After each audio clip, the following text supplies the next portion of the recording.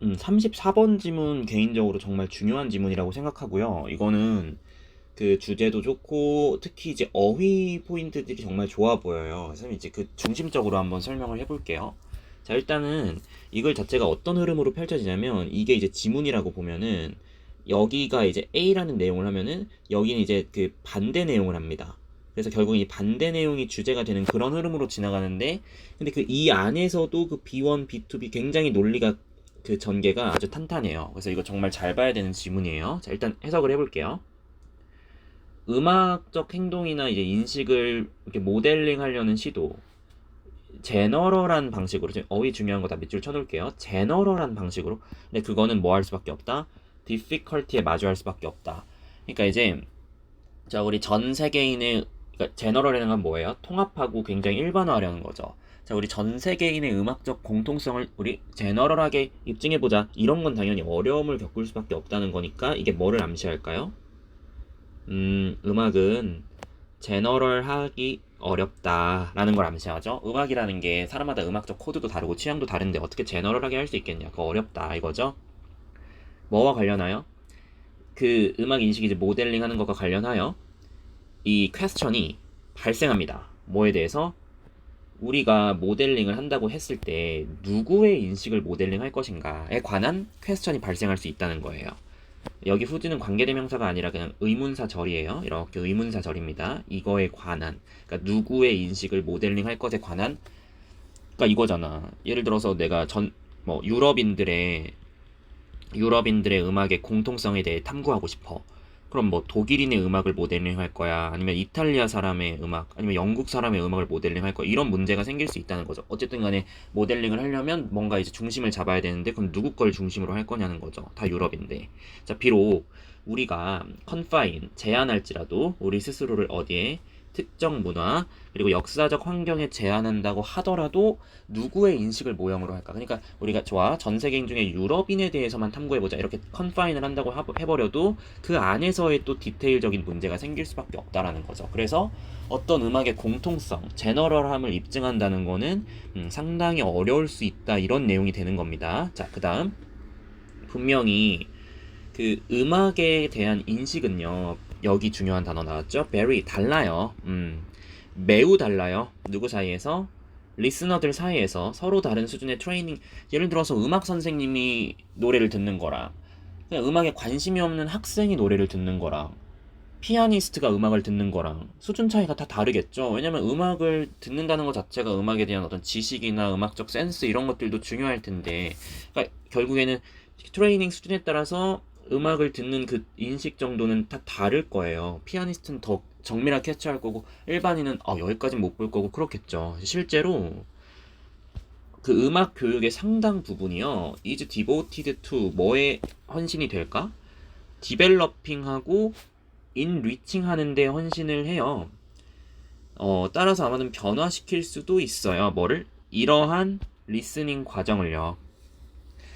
여기서 말하는 이러한 리스닝 과정을 디벨로핑하고 인리칭 한다고 나왔잖아요. 그럼 문맥상 지금 음악을 제너럴화하는 건 힘들다. 음악의 인식은 다양하다. 음악에 대한 인식이 사람마다 다양하니까 그거를 제너럴화할 수도 없는 거잖아요. 그러니까 음악에 대한 인식이 다양하고 그래서 이러한 리스닝을 디벨로핑하고 인리칭 하려고 한다. 여기서 말하는 이러한 리스닝은 그렇죠. 다양성에 기반한 이 베리를 기반한 청취 과정을 얘기하겠죠.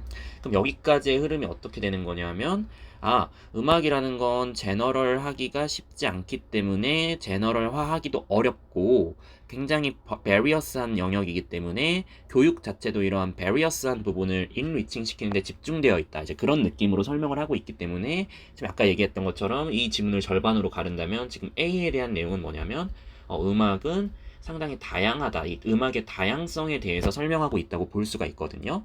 자, 근데 이 세계선이 어디에서 비틀리냐? 이 B문단에서 세계선이 갑자기 뒤틀립니다. 아직 다 반전이 일어나는데 보세요.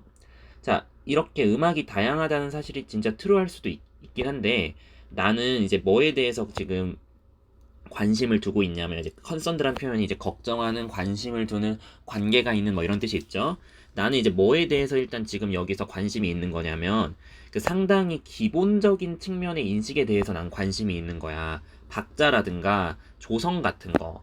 우리 마이너 키가 이제 뭐죠? 단조죠. 메이저 키가 뭐예요? 장조예요.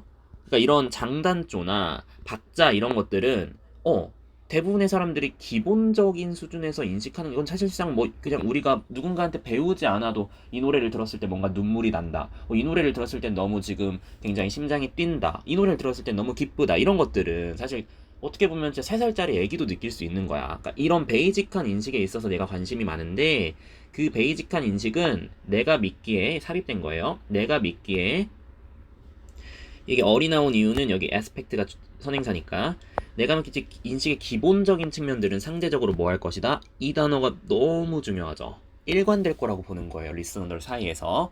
자, 일관된이라는 건 뭐죠? various랑 반대죠. 그래서 여기서 일단 이 흐름이 뒤집혔다고 얘기하는 거예요. 그러니까 잘 보세요. 크게 보면 음악에 대한 인식은 다른 게 맞아. 하지만 기본적 수준에서만 봤을 때, 그러니까 디테일하게 들어가지 않고 와 이거의 샘여림이 어떻지? 막 이런 게 아니라 그냥 이 노래는 슬퍼 기뻐? 막 이런 식으로 물어보면 대부분의 사람들이 그건 쉽게 일관된 의견을 내놓을 거라는 거야. 어떤 얘기인지 알겠죠? 네. 예를 들어서 막 방탄소년단의 버터라는 노래를 들려줬어. 야, 근데 이 노래 슬프다. 이런 사람은 한 명도 없을 거라는 거지. 그러니까 그런 식으로 이 기본적인 거에 대해선 컨시스턴트하다. 여기서 흐름 바뀐 거 너무 중요하니까 꼭 알고 있어야 돼요. 여기서 흐름 바뀌었다는 거. 너무 중요합니다. 자, 그 다음.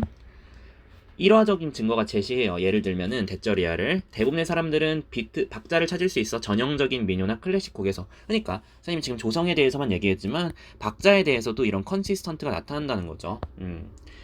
근데 this is not to say 이렇게 박자에 대해서 쉽게 컨시스턴시가 나타난다는 사실이 뭐를 또 말하는 건 아니냐면 대절이야를 말하려는 건 아니야. 그렇다고 해서 완전한 유니폼니티가 있다는 걸 말하려는 건 아니야. 이러한 점에서. 자, 여기 유니폼니티도 너무 중요합니다. 왜냐면 지금 말하려고 하는 게 아니야. 이게 부정어가 나왔으니까 뭔가 여러분 헷갈릴 수 있는데 지금까지 계속 느낌이 컨시스턴트를 주장했잖아. 다른 말로 말하면 유니폼미티를 주장했다라고 볼 수도 있는 거거든요. 그러니까 뭔가 음악에는 기본적인 수준, 박자나 이제 조성에서는 획일성이 있다, 일관성이 있다. 이걸 주장한 건 맞긴 한데 그렇다고 해서 이게 진짜 완전히 획일적이라는 걸 말하고 싶은 건 아니라는 거지. 그 말은 뭐야? 여기서 한 번 더 뒤집힌 거야. 한 번 더 뒤집힌 거야. 근데 이 유니폼미티가 사실은 그렇지 않을 수도 있어라고 한 번 더 뒤집은 거야. 볼게요. 봐봐. 여기 봐봐. 그래서 디스어그리먼트가 중요한 단어가 또 되는 거야. 이게 가끔씩은 좀 일치하지 않을 수도 있어. 심지어 전문가들 사이에서도 뭐에 관해서 어떻게 우리가 음조를 듣거나 박자를 듣는지에 대해서. 예를 들어서 어떤 노래는 박자가 너무 어려운 노래가 있을 수 있잖아.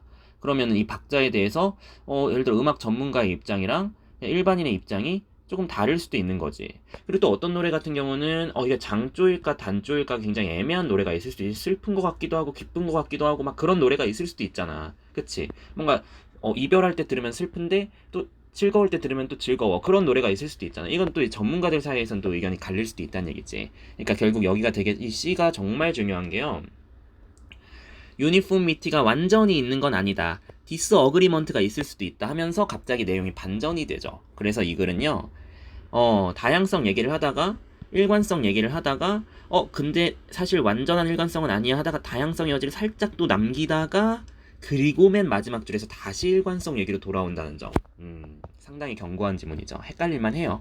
자, 그래서 이 마지막 줄이 다시 핵심으로 돌아와서 얘가 일단 주제가 된다는 점. 한번 읽어볼게요. 자, 그런데 나는 믿어. 공통성. 우리 사이에서의 공통성이 훨씬 아웃웨이트가 동사예요. 그래서 이게 비교급 강조 표현의 어떤 우리가 보통은 이제 모얼이나 리스 같은 비교급 표현을 강조할 때 for 같은 걸 쓰잖아요. 근데 아웃웨이트는 예외적으로 동사지만 이게 뭔가 뭐뭐보다 더 크다라는 뜻을 이미 담고 있기 때문에 이게 비교급 강조 표현의 강조를 받을 수 있습니다. 참고로 알아두시고 어쨌든 간에 이 커머널리티가 훨씬 더 크다라고 보는 거 뭐보다? 차이보다. 그러니까 이게 필자의 주장이자 주제예요. 그러니까 아무리 완전한 유니폼리티는 없고 디스어그리먼트가 있을 수 있다라고 해도 그래도 필자 생각에는 그래도 장단조 구분 박자 감각 이런 것들은 대부분의 사람들이 다 동의할 거야. 그래도 컨시스턴시가 더 클 거야. 그래도 유니폼리티가 조금 더 클 거라고 이런 식으로 보는 거지. 커머널리티가 더 크다. 공통성이 더 클 거다. 네, 그런 내용이에요. 그래서 제목을 보면은 기본적인 음악적 인식에 있어서는 커먼 그라운드가 있을까? 예스, 예스. 당연히 있지. 필자 입장에서는. 오히려 이게 더 크다라고 했잖아. 차이점보다는. 네, 그 정도로 정리하면 되겠습니다.